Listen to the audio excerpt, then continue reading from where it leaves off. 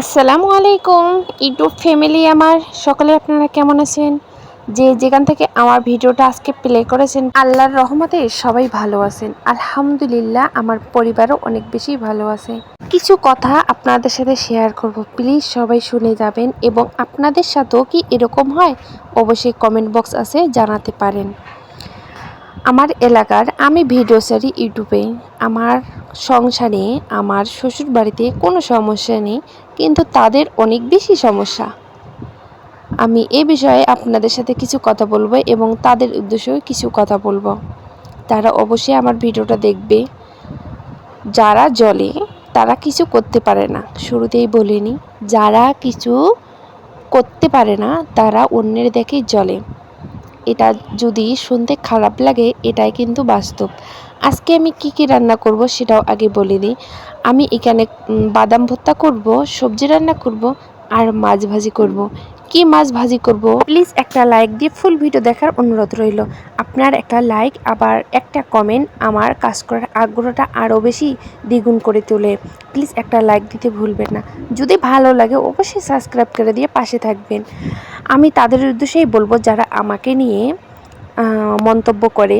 আমি ইউটিউবে ভিডিও ছাড়ি, কি রান্না করে না করে সব কিছুই মানুষের সাথে শেয়ার করে। ভাই আপনারাও তো ফেসবুকে নাচানাচি লাফালাফি করেন, কই আমি তো করি না। বা আমার সময়টা আপনাদের মতো কথা কারো বিপদ না গিয়ে আমি সময়টা এখানে ব্যয় করতেছি। আমি খারাপ কিছু করতেছি না, যেটা আপনারা করতেছেন। আপনার আশেপাশের লোকগুলো কিন্তু আপনাকে চায় না আপনি সফল হন, আপনি ভালো চলেন। যদি আপনার সাথে এরকম হয় তাহলে মনে করে নিতে পারেন আপনি ঠিক পথে আছেন এবং সফলতা আপনার নিশ্চিত। নিজের খায় নিজের পরে, আর সারাদিন আমাকে নিয়ে তারা ব্যস্ত থাকে।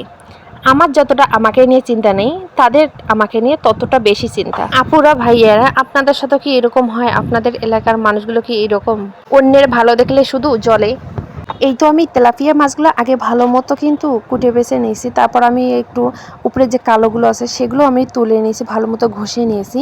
নাহলে পিস করার পর কিন্তু কালোগুলো ভালো মতো উঠতে চায় না, তাই আমি আগেই ভালো মতো পরিষ্কার করে নিয়েছি। এভাবেই আমার মাছ কাটতে বেশ ভালো লাগে। আর পিস করে মাছ ধুতে গেলে মাছটা নষ্ট হয়ে যায়। এই তো আমার পিচ্চি বাবাটা চলে এসেছে, এসে বলতেছে আম্মু তুমি মাছ করতেছো। তারপর আমি লবণ দিয়ে কিন্তু ভালো মতো এই মাছটা আমি ভালো মতো একবারে ধুয়ে নিয়েছি। যেহেতু তেলাপিয়া মাছ অনেক পিছলা থাকে মুখের দিক। এখন আমি পলিথিন করেছি 5 পিস করে, লেস মাথা পিস সহ 5 পিস। দুইটা আমি আস্ত রেখেছি, এই দুটো আমি পিস করিনি। আমি এভাবে ভেজে নিব। আর আমার জামাই তেলাপিয়া মাছ অনেক বেশি পছন্দ করে, যদি একবারে লাল লাল করে ভেজে ও গরম ভাতের সাথে আমি দিই, ও অনেক বেশি খুশি হয়। আর তাই আমিও কিন্তু এভাবে রেখে দিছি।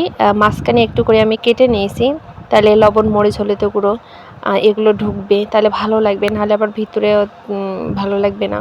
তাই একটু আমিও ভালো মতো মেখে নিচ্ছি। আর তাওয়াতে কিন্তু আমি তেল গরম দিয়েছি। মানুষ যখন আমাকে নিয়ে আলোচনা করে না, তখন আমার মাঝে মধ্যে রাগ উঠে। আবার ভাবি যে না, এটা রাগ করা যাবে না। উনি হয়তো পাপ কাজ করতেছে আমাকে নিয়ে, আমি তো কিছু খারাপ কাজ করতেছি না, শুধু ভিডিও ছাড়তেছি। তারপর ভাবি যে আল্লাহ তাআলা যদি কেউ কারো বিপদ করে, তারপর আল্লাহ তাআলা অসন্তুষ্ট তো হয়। তাই যাই হোক, যে যেটা ভালো বোঝে সে সেটাই করে। আমি কারো বিপদ করতে চাই না এবং আমার যে সময়টা সেটা আমি ব্যস্ততার মাঝে আমি কাটিয়ে দিতে চাই, আমি ব্যস্ত থাকতে চাই। এই তো আমার প্রায় ভর্তা হয়ে গেছে, আমি ভর্তা করে নিয়েছি। আর এদিকে মাছও কিন্তু আমার ভেজে নেওয়া হয়ে গেছে। আর সবজি রান্না করছি, প্রথমে এটা দেখাইছি, তারপর কিন্তু আমি আর ভিডিও করিনি, ভালো লাগতেছে না। আজকের মতো বিদায় নিলাম, আল্লাহ হাফেজ।